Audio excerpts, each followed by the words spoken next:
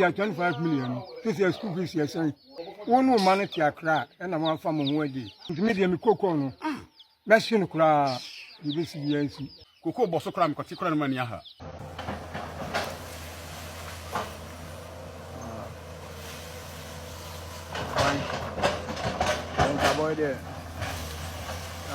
Enti me ka kire mo se de kokon sensam no esi kɔ no ɛne sɛ de akuafo esi nsu ɛnɛ no yamye ni ana hɔ no ma it may get to a time a akuafo no do ma sa ase ma Galamseyers abusua asoma me kan no ɛne da hɔ no sesi akɔ media ne so a kokɔ akuafo no nsɛm mu ka ne sɛ Mahama Ato Forson ati kokɔ bo so de ne omu ne hwe komu da nase na now no omu do ma sa ase no ɛbɛba Galamseyers na omagiska me man kyerɛ mu no akyerɛ wadwen ama me ewo comment section ayi Penyah block media mess was any demo obe like video no other button subscribe button stand by click the notification icon for latest update na ba chira wa dwen da ma me ewo comment section so ba so a no share for so anya bi ahwe so anyina wo krom ha no mo ana 2024 Ato Forson ekohia kokwa akuafo no odinga kwhye ebo we chire wo mu kokwa farmers a wo Ghana ha abani otudi wanye hona ndi ni ye kra abani otudi we sisi mu bebre abani wa fa mu sika bebre de da me pada me kan yi de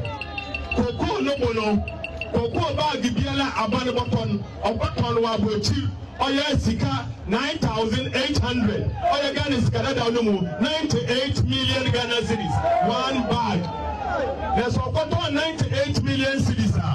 Ghana is a share of cocoa board in there. I ban Ocha the Miskamu Abasa, Socha Mabasa, no Wafakul, no the cocoa farm and woman a being. Then when my bunny ought to be only the West Italy, or no one for a being, no one of cocoa farm and the way. It's you cocoa about the BLA or the water and Koida ban on my cocoa farmer 65 million Ghana cedis. 65 million Ghana cedis. Instead of my 65 million Ghana citizens, I buy one cocoa farmer or 30 million. And that's extra 3,000 Ghana cedis. And see, what 65 and one more 30 million. If you win there, I ban it or you in there. Usika MPP, I ban Wafa, or yeah, bag the Biela Botonibia, Usika 35 million. We go to President Kufado, Union Baumia, and the MPP, I ban what we one. Later. I don't can in same way. Inti abana nambum da mabani di ni 3 years endodo. Da mabani on dwene kwafo mo ho. Da me pada me ka kira mo ide. President Mahama se men ka kira mo de. Oy nyame na duma, NDC baba bem. Na ye ba bem akoko no ye botum papa bi ma akoma atomo yem. Na enye de yeru tum keke. Fertilizer and yet baby yabama mu free. Cocoa aquine yabotani free. Spray yadbama mu free. Yadamomba boko school saka home. Adipi or safa tebi or de yabia yabayama cocoa quafo. Usanda Ghana and ye Ghana. Ghana by Ghana of you cocoa. Mahama in 2024 I can say when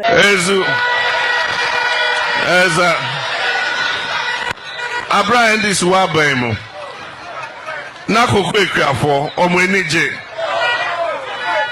ever say if afibia ye diskana ka ho afibia ye diskani bi ka ho kire kokwe for say NDC the body of NDC combined omu can sweet west kire kokwe for no man no kire kokwe for ma etomu trimu.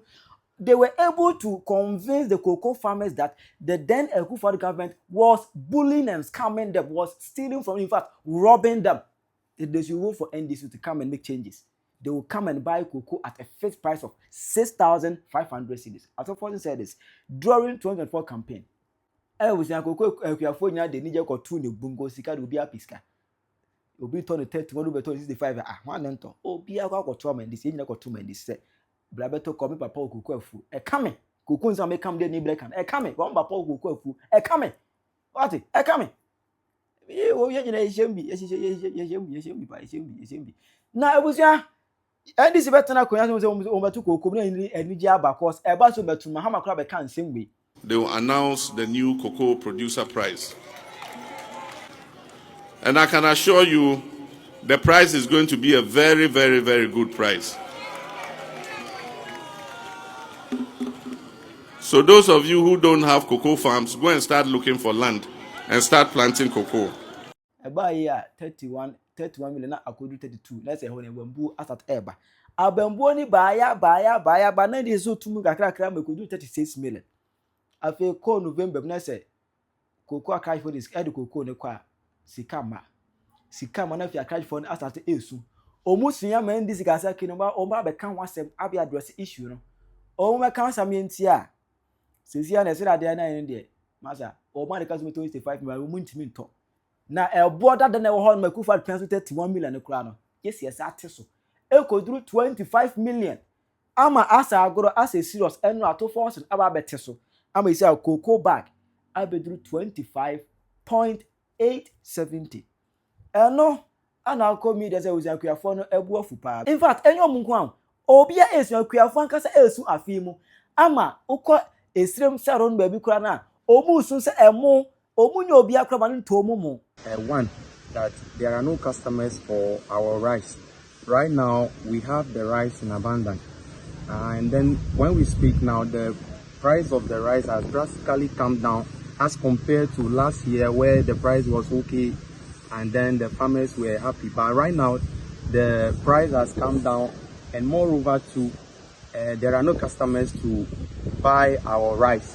And again, as we speak, the input costs are the same. The price of harvesting, conveying, the transportation cost is the same, but the price of the rice has come down drastically. And as we speak, there are no customers to buy our produce. And then the farmers, we have farmed and then we have harvested. The produce are there, but there are no customers to buy them. So we are still going for loan. And these loans come with exorbitant interest, which is making it difficult for especially with the youth who have the interest to go into farming to lose hope. And then I can say also that one of the key challenges that we are facing is that there is no general milling point. Maybe the government producing a milling point where every farmer can easily access and then mill his or her rice. The milling points that we have belongs to individuals, and sometimes you go there, you spend the whole night over there just because there is population, and then you need to wait. And after going through all those hassles, you don't have anybody to buy your produce for you. It's very challenging. And so we are appealing to the government to do something, because actually, when it comes to rice farming, this year is maybe the host in terms of all rice farms. But right now, as we speak, we are in so much rice. As you can see, these rices here, this batch of rices, all of these ones are mine. They dried it about 2 weeks ago, but because of money, I can't convey they are here. It rained on it last 3 days ago. So we are just came to inspect it and see how they are doing, so that I will find a new spot and bring them. So right now, we have the farm, we are ready to farm. But the challenges are one. The price of our produce has come down drastically. And as we speak, we don't even, as it is down, the price I feel how do you call it? Our customers are ready to buy. They are not even having the money to pay us. So we can't sell. So we are in need of a lot of help in terms of whether it is loan or whatever. If not, the major season that is what? Close.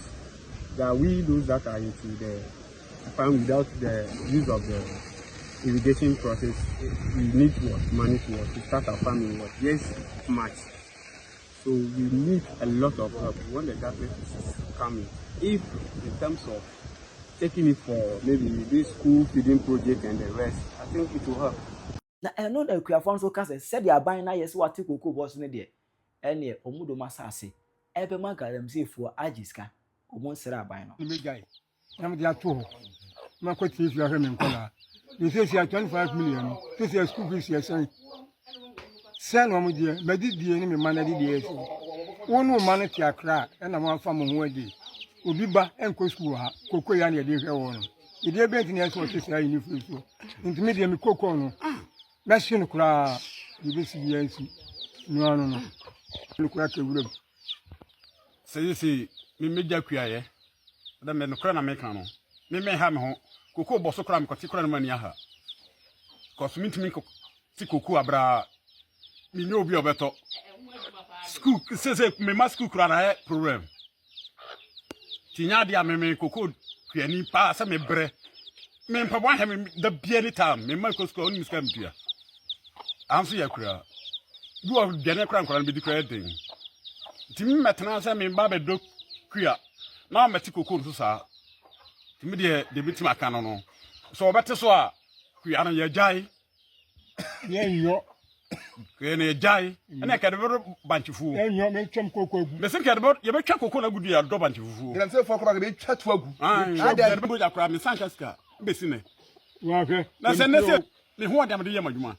Bitimi koba de hwe me ma.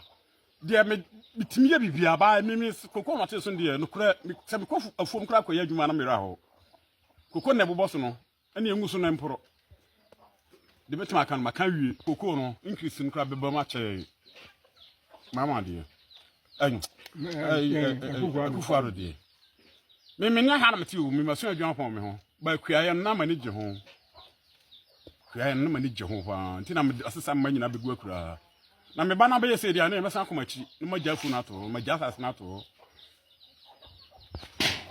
koko so me am gina 28 years am gina am ye kuya me ma me ensa ya me hwe omo e de bi omo ko suku a 80 cedis na be de koko so bo so me na ni ayi mai ye sika kura mai na akuya ko baja ko me twa to agu me atwa me ba chine me ma twa ko juma akoton adai adai won nyino ye ho wo ba wo se wo to 65 million na agufado Antoni ye anade wo saba beteso e de ne hwe ka kirawo ye ne hwe ka kirawo ko ne ya jaaye Penyah braha na mikasa no kirewo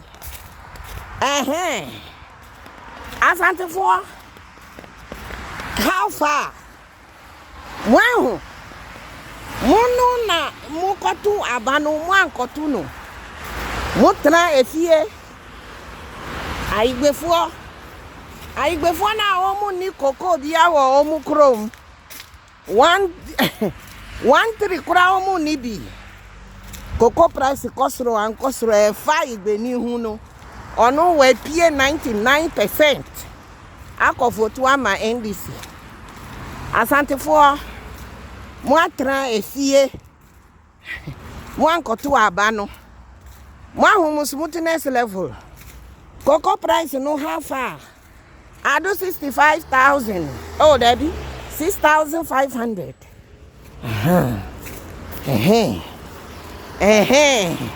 someone nim NDC for one pie muhu ye mi wanwa asante for Penyah wahu nua asante for no omu life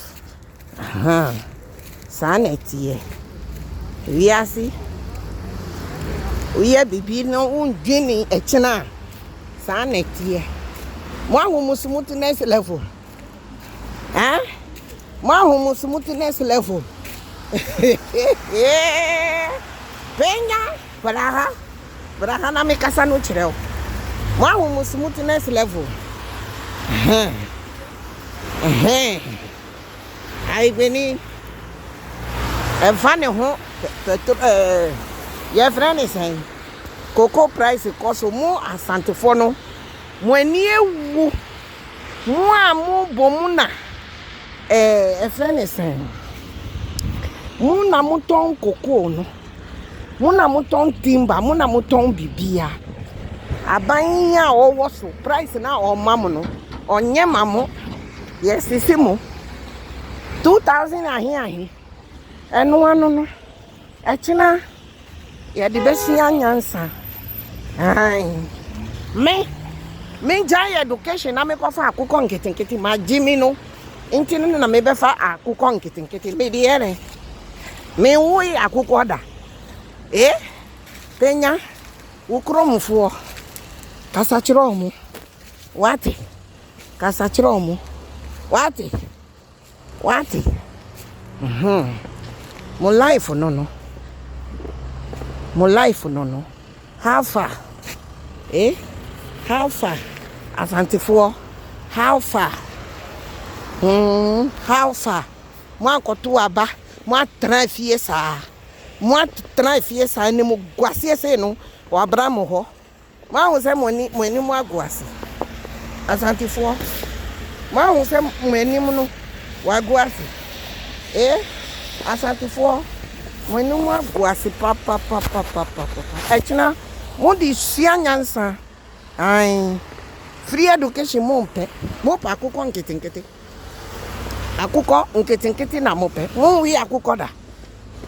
Musubai no sana be yam Penyah braga ka samu no chira omo wa sese de omo nka twi o fanti o brofo na omo ka sana tie enimu guasie se mo ani ewu asantefo mo na mo anpie koto aba ayi gbe ni de opia koto ma indisi o enfa ne ho wa wari 5 ni ba no mo ye 50 ba kwa nko sukukura enfa ne ho awo no ne mo de teteva twimbra na eno no kasa na no wate no me de mawie mani ewu sa shame on you asantefo next time mo pie na mo saline no na mo koto aba no na obia no won hu se mo ato aba animu kwase no ni nyina na abra mo so no shame on you people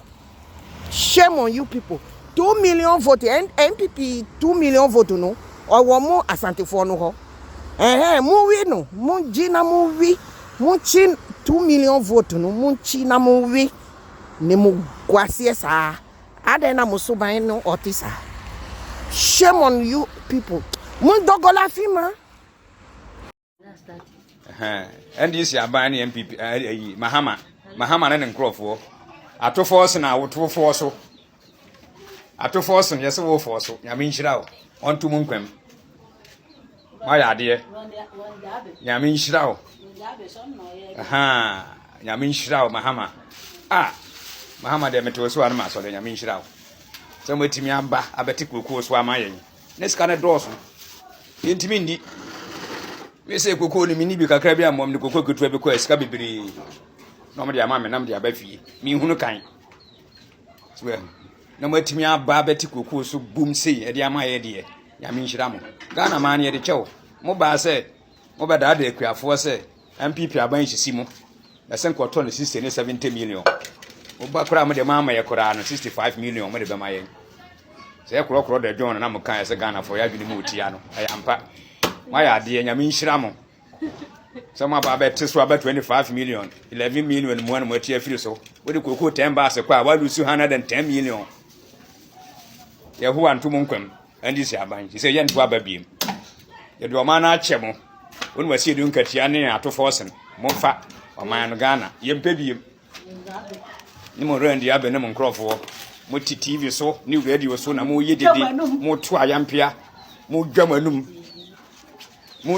kire ya de akuafo ni ba bia akọ sabe ompraduasa wa anwuma papa anya na Ghana ho kodokuya nti ye ne ya nsu adwuma na anya adwuma papa bia anya na ya nko school no anko akiri no ye ne ye kuya nti mo dia be hikuya adwuma na mo daadaa ye mo na bo se o man no o man yo kita ye yo kokoo na hwe o man nti migusa se Mahama ne Ato Forson ne nkrofo wati kokoo su nti mo so mo pay mo bete so ana question mi busa mo no wati kokoo su mati kokoo so nti mi busa se mo so mpanyimfo na mgu parliament wo no mo pay mo bete so ana question mi busa ma mo nsere mi busa se mo so mo pay mo te so ana na se kuafo de na mo te so na mo de akwahye mu di nim ye beda be sole na mo MPs ni ministers mo prakatu antum ya mi nhira mo Ghana man mo mfa e de ache mo part bla e de ache mo mfa Ghana man no she John Mahama she ni pa be bre wa amuna we mu we o de amuna we mu o de na be bre o mi po we mu akura ba akura ni ha she yo she fie ni ha o ube hu obi fia na wo chichichichi do ho apa valis mu na mitwatwa kire ono Mahama ni pa bebre ha wo se matikoko so Mahama ma ntikoko so mesero ye na Mahama ya be park na mi ntwa ba bi na kire ono ehwe ye na Mahama me driver na me rider no na ohu no ho no wari ase nti Mahama wo awsha amanfo brɛ wa hapa to ani na hwɛ akuafo no mo brɛ ale ase ya ko chichichi pa ba bia e fi a ya ba no kwa wa on ya hyɛda ba akiri bi twɛ ba bi mo wa hwɛ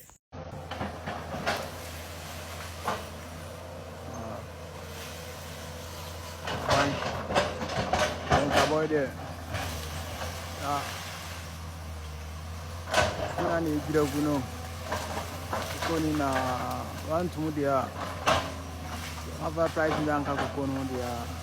Ko e green na abedu me ko timu we den o Ghana. Da ban ko ne se yo hu bi. Se yo hu bi ko mo.